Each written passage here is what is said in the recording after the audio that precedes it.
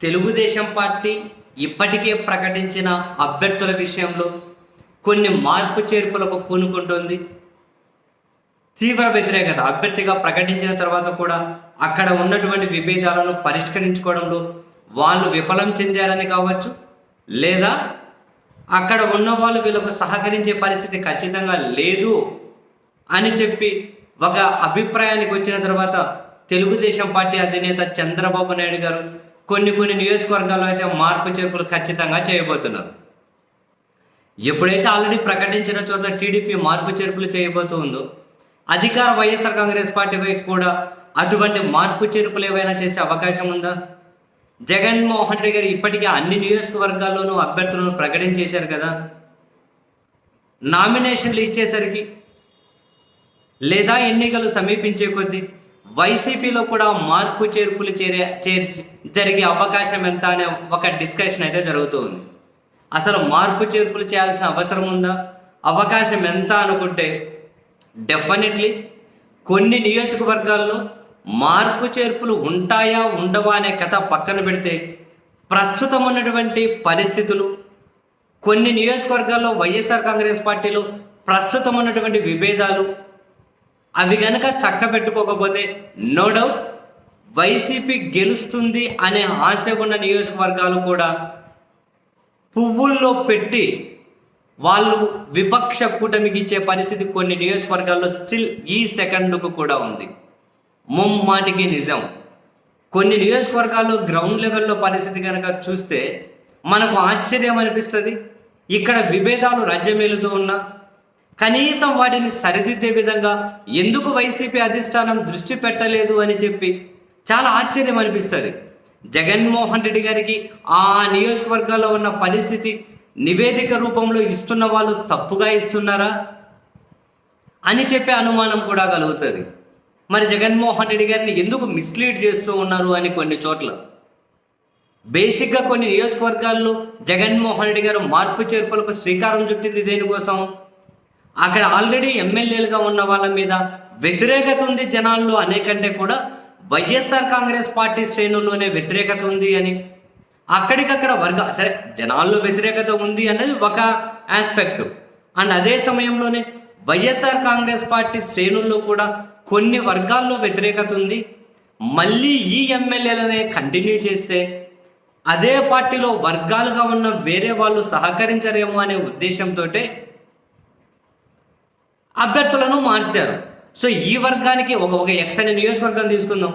అక్కడ రెండు వర్గాలు, ఎమ్మెల్యే వర్గం ఇంకో వర్గం 2-3 వర్గాలు ఉన్నాయి అనుకుందాం. ఈ వర్గాలకు సంబంధించిన వాళ్ళని కాకుండా కొత్త వాళ్ళని తీసుకొని వచ్చి పెట్టారు. కొత్త వాళ్ళను వీళ్ళు ఏ విధంగా గైడ్ చేయాలి? ఏ వర్గమో ఆ వర్గమో ఈ వర్గమో కాదు, అందరి దగ్గరికి వెళ్ళి కలవాలి. వైఎస్ఆర్ కాంగ్రెస్ పార్టీకి మద్దతుగా ఉన్న అందరినీ కలుపుకొని పోయి జనాల దగ్గరికి వెళ్ళి ఓట్లు అడగాలి. ఆ వర్గాలు ఉండకూడదనే చెప్పి మిమ్మల్ని అక్కడికి పంపిస్తూ ఉన్నాం అని చెప్పి వాళ్ళు ఆ పని చేస్తున్నారా లేదా అని మానిటరింగ్ చేయడంలో వైఎస్ఆర్ కాంగ్రెస్ పార్టీ పరిశీలకులుగా ఉన్న వాళ్ళు కానీ, వైఎస్ఆర్ కాంగ్రెస్ పార్టీ తరఫున అక్కడ నియోజకవర్గాలను మానిటరింగ్ చేస్తున్న వాళ్ళు కానీ ఎందుకు దృష్టి పెట్టట్లేదు అన్నది నిజంగా ఆశ్చర్యం కలిగించే విషయం. ఇప్పుడు కొత్తగా పెట్టిన వాళ్ళు ఏం చెప్తున్నారు?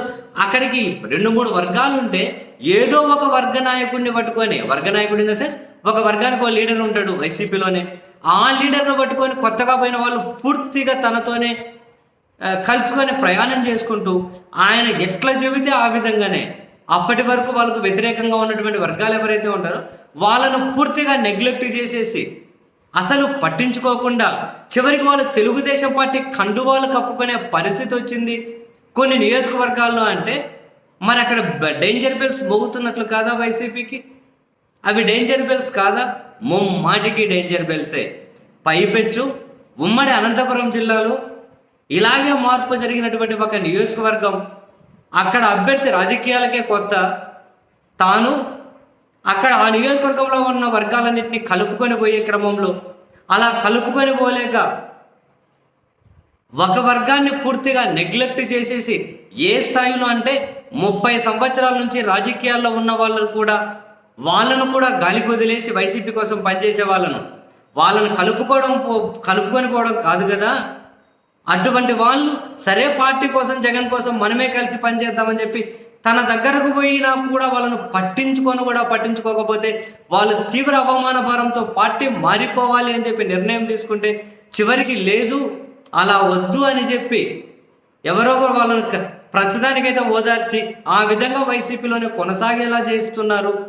చివరికి ఇది ఇలాగే కంటిన్యూ అయితే వాళ్ళు డెఫినెట్లీ వైసీపీ మీద ప్రేమ ఉన్న ఈ అభ్యర్థికి సహకరించకపోవడము, లేదు అంటే పార్టీ కండువా కప్పేసుకునే పరిస్థితుల్లోకి వచ్చేస్తున్నారు అంటే మరి పరిణామాలు ఎక్కడి వరకు వెళ్తాయి?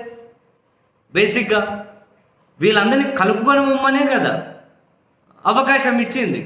మరి అది కాకుండా వీళ్ళు మళ్ళీ వర్గ రాజకీయాలే చేసుకుంటూ పోతే అది రాజకీయంగా ఏ విధంగా వైసీపీకి పాజిటివ్ సీరియస్లీ నాకైతే అర్థం కావట్లేదు.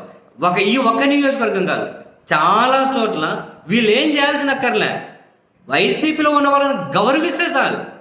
వాళ్ళని వీళ్ళేం పెంచి పోషించక్కర్లేదు, ఇంకొకటి లేదు, జస్ట్ గౌరవిస్తే పోయిన మనుషులను కలిసి కనీసం కూర్చొని మాట్లాడే పరిస్థితి కూడా లేనికుండా వస్తున్నారు. దానికి కారణం వాళ్ళను వెనకుండా ముందున నడిపిస్తున్న ఇంకో వర్గానికి సంబంధించిన వాళ్ళే కారణమైతే అటువంటప్పుడు మరి ఇంకా కొత్త వాళ్ళని పెట్టి ప్రయోజనం ఏంటి? ఆ ఉన్నోళ్ళలో ఏదో వర్గానికి ఇస్తే పోయేది కదా. వైసీపీ నష్టపోతుంది. ఇటువంటి నియోజకవర్గాలు కొన్ని ఉన్నాయి, అక్కడ ఖచ్చితంగా డేంజర్ బెల్స్ అయితే మొగ్గుతూ ఉన్నాయి. వైసీపీ వాళ్ళు వీటి మీద కనుక దృష్టి పెట్టి వాటిని కనుక సరిదిద్దుకోకపోతే డెఫినెట్లీ తగిన మూల్యం మాత్రం ఖచ్చితంగా చెల్లించుకుంటారు.